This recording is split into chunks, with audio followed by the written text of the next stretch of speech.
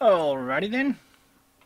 After many weeks delay, my prophecy of the wolf box arrived this morning, and it's now well after 10 p.m. So I'm finally getting a look at it. So I've had it. I was going to do an unboxing, but it's not very exciting. There are literally the two new sprues, or the two new kits. The Gazgul I'll do separately, but today we're going to do Ragnar Blackmane. So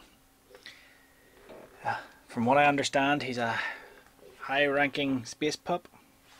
So we've got our Prophecy of the Wolf build instructions. This has the instructions for every model, and you can see here we've got Gazgul.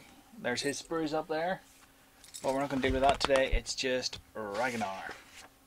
So his build instructions cover one page of our build. So I'm going to follow this, get this all built, but before I do that, we'll have a quick look at the sprue. You can see he's got several interesting pieces. I really like that wolf's head. I'm actually wondering, it's a pity I have no blue stuff, or I'd try to make a mould of that. That could come in very handy for Space Wolves conversions. Big cloak, very long cloak, lovely fur, very well detailed fur. Some of the Space Wolves fur I've seen hasn't quite been so detailed. A lovely sword. Oops. Lots of nice runes. Both the front leg plates are separate pieces, which is a nice touch. And then there's obviously one leg and the waist, the other leg. Yeah, oh no, this is looking very good. His foot.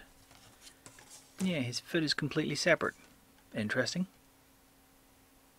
And he does not have a helmeted option. Wasn't really expecting one, to be honest, but so yeah, so that's his head. That's all you get for heads.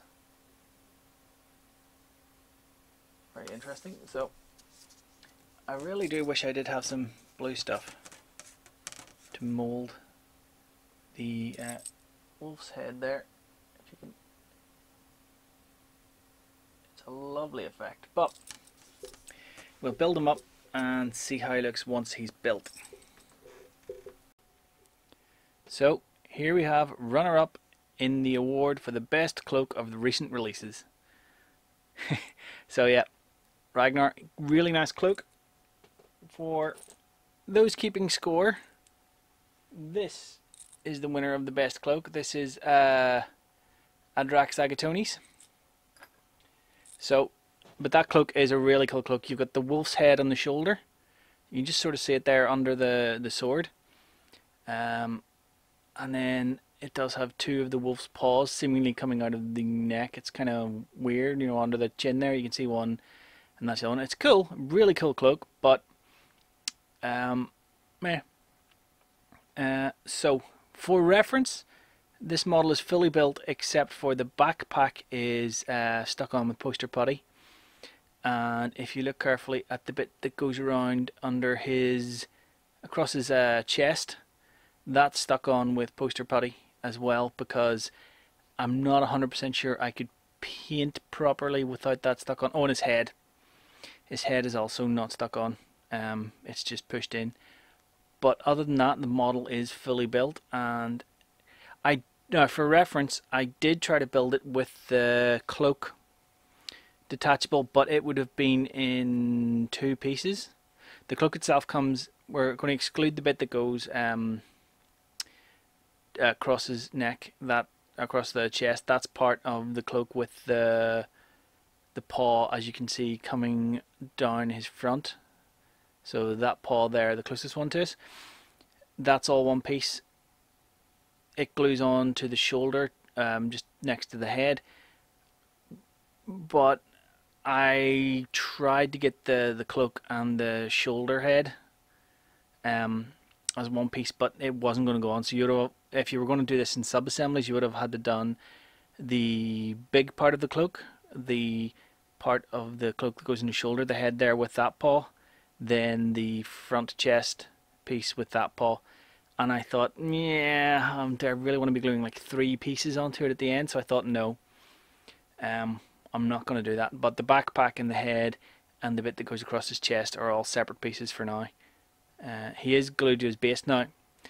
If you were thinking you could get this guy and then mod it, what you need to know as well is that the toes that are on the bit of concrete there sticking up, those are also part of the actual base itself. Then you glue the rest of the foot to that.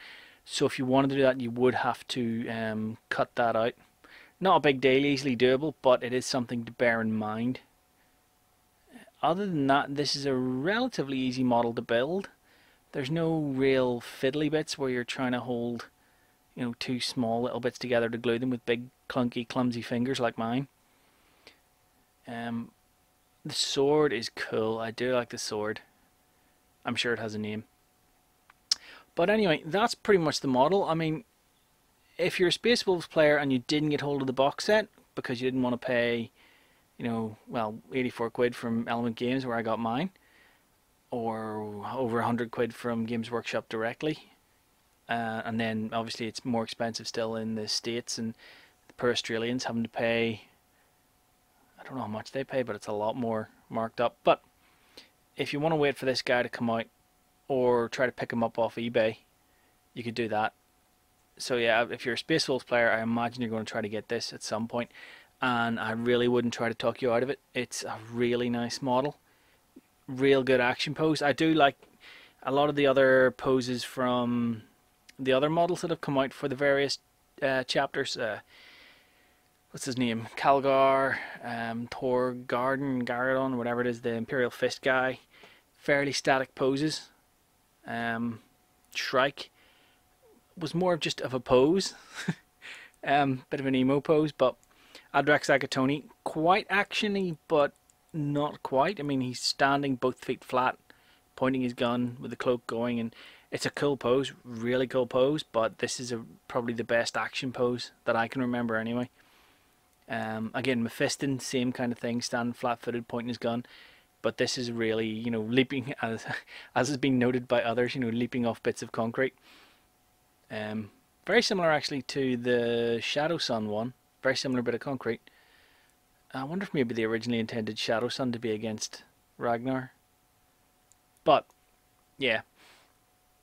The rules-wise, I think this guy's going to hit like a train when he can get into combat. Needs to charge in or be charged, I think, to get the extra attacks. But he'll hit like a train. Anyway, that's Ragnar Blackmane. If you've made it this far, thanks very much for watching. There's another couple of videos there you can click on. You can click on the subscribe button if you want to. Like the video if you want to. Stick a comment down if you've anything to say. And in the meantime, happy wargaming. And I'll see you next time.